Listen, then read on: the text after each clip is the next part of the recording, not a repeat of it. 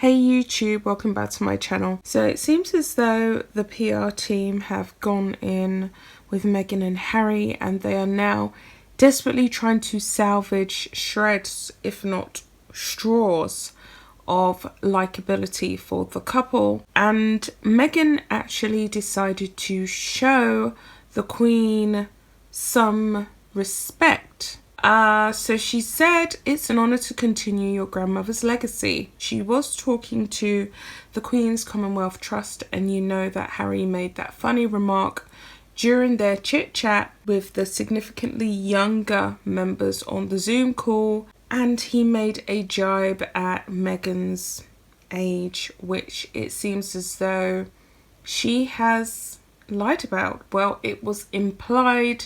It's not factually being confirmed, but he implied that she was some years older than what she has claimed to be. During the call, she paid the royal family some kind of regard and respect, but I think this is all coming from a place of frustration.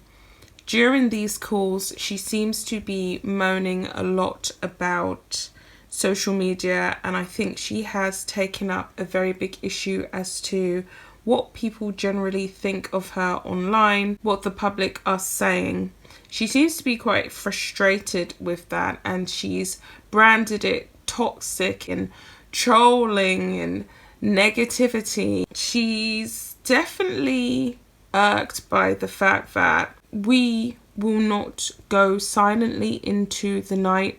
She doesn't rule the world, she doesn't control our mouths, and she doesn't control our keyboards. She simply can't accept that freedom of speech exists, especially in the West, especially in Britain, and especially in America and Canada.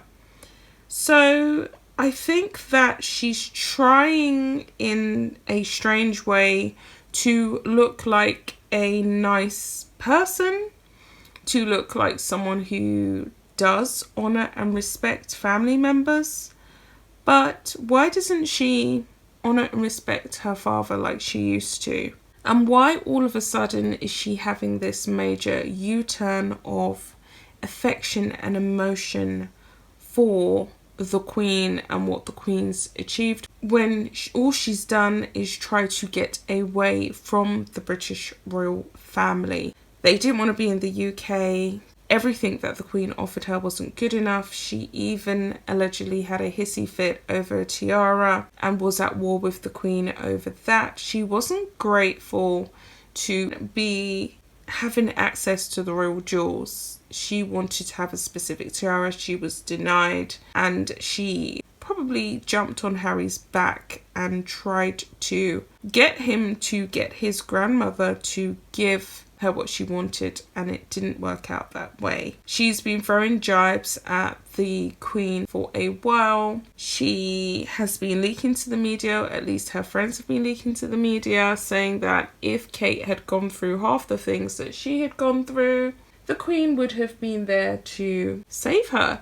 There's been a lot of jealousy, daggers, resentment and negativity directed at the Queen from Meghan's camp. It seems as though she's trying to cover that up, but it's all online for everyone to see, so she can't exactly hide it. So I'm going to get into a couple of things that the Daily Mail said. Meghan Markle admitted she didn't know about the Commonwealth until she joined the royal family and gushed that it is an honour to be continuing Her Majesty's legacy during a video call with young leaders from the Queen's Commonwealth Trust. If it was an honour for her to be continuing the legacy, which, let's face it, she's not continuing anything. Baby Archie doesn't even have a really real name. He is titleless. He's not going to have an English childhood. He is not really going to have a close relationship with his family members. And he's having an all-American existence. He was, before he came into the world, she had a New York baby shower. It was very lavish. It was very American. There was nothing really British about it or royal about it. It's very celebrity-fueled. She lives in a celebrity-fueled Hollywood-type neighborhood with the likes of Oprah, etc., etc. They've stepped down from their senior roles. They've shown so much disrespect, and I'm actually quite surprised that they still even have access to these patronages. But I think the Queen has tried to salvage relations between them and the Sussexes as much as possible to make it look good. The article carries on to say, the Duke, 35, and Duchess, 39, allegedly, joined the discussion from their $14 million mansion in Santa Barbara, California on Monday, with a video of the call shared on the Queen's Commonwealth Trust YouTube channel today. Both Meghan and Prince Harry spoke adoringly of the Queen, 94, whom they referred to as grandmother during the video call, weeks after their rift with the royal family was laid bare in their explosive biography, Finding Freedom.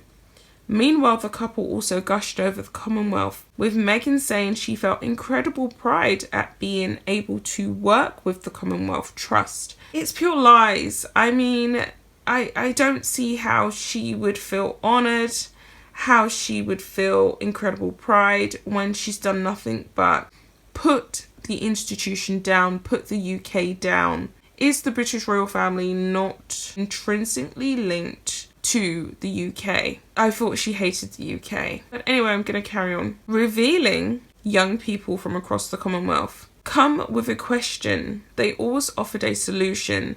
And that's what I think is so inspiring and why I'm incredibly proud to be able to work with the Queen's Commonwealth Trust. It's the continuation of the legacy of your grandmother. It sounds very dreamy, it sounds very romantic, but actions speak louder than words. This is all wordplay. We know that she's an actress. Word on the street is people don't like her acting, but she's saying it in a very romanticized way, but she's shown nothing but disrespect for the UK and its traditions. Even when baby Archie was born, she didn't want to tell us who his godparents were. She didn't want to stand on the steps. There's so many things that she done to disrespect everything that the Queen has done and all of the women before her, including Diana. That is very traditional. Yet she's now saying that she feels honoured to continue the legacy. If they are the continuation of the British royal family's legacy, there isn't a British royal family. That's it. It ends in the Hollywood Hills in a seaside front mansion with a baby that has no title, who has a regular name, Archie, right? Their loving comments for the organisation and the Queen come after the couple faced criticism for their last conversation with the group, in which they appeared to take swipes at the British Empire by saying the history of the Commonwealth must be acknowledged, even if it's uncomfortable. And I do remember that. They did say that. They was taking swipes at British colonial history, which does have its dark bits and does have a very dark past. I have to personally admit it myself, but it seems as though they wanted to really highlight that in order to, yet again, disrespect and dilute its importance for the younger generation. Now they've made a complete U-turn and they're saying very nice things about it and only highlighting the positive things about it, but they should have started off like that. After all, Meghan Markle stands on the shoulders of the British Empire. She has directly benefited from it. The blood, sweat and tears that was shed to formulate and acquire the wealth that the British Empire acquired is what has paid for that fancy little house that she's sitting in. It's paid for the private planes. It's paid for the makeup on her face. It's paid for the lavish designer clothes and all of the other luxuries, the staff members that she has. It's paid for all of that luxury that she enjoys. She's been more than willing to take a big fat slice out of the pie and gobble it up. So she should have always been having this stance because it's essentially what made her. Carries on to say, the Duchess also spoke about the impact of social media, saying, when you look at what these platforms are capable of with that reach and what that propels in terms of trolling, You can either train people to be cruel or you can train people to be kind. It's really that simple. The Sussexes have carried out several video calls with their charitable organisations since quitting the royal family and moving to the US in March. Chief Executive of the Queen's Commonwealth Trust, Nicola Brent-Nall, chaired the meeting. In the video call, which was released today, Prince Harry said, "How can you shut down hate without sharing it, without fueling it?" He said he felt it was vital to not just come to the table with a problem without a solution. Solutions are the most important thing I learned in the army, being the only job Harry's ever had in his life. Don't come to the table with a problem unless you've got a solution, he said. It's very hard for us to buy the victim narrative from a couple who pretty much haven't worked for the entire duration of their marriage and have spent a lot of time on holiday, chilling out, and complaining and negotiating the best deal for them, which involves having access to the royal purse, spending as much money as they can, living large like A-listers and doing absolutely nothing. I just can't feel any sympathy for that. It carries on. Prince Harry also heaped praise on his grandmother, saying, "The Queen has achieved everything she wanted to when she took on the huge responsibility of the Commonwealth." He said, "No one could have predicted how the world was going to change in such a short space of time, especially with the digital space." And I'm going to stop there, guys. So it seems as though they're trying to get some good PR. They're doing a U-turn. Am I buying it? Absolutely not. I think it is just, they're getting desperate now. They're getting desperate for likability. And that's it. I'll be back with another video, guys.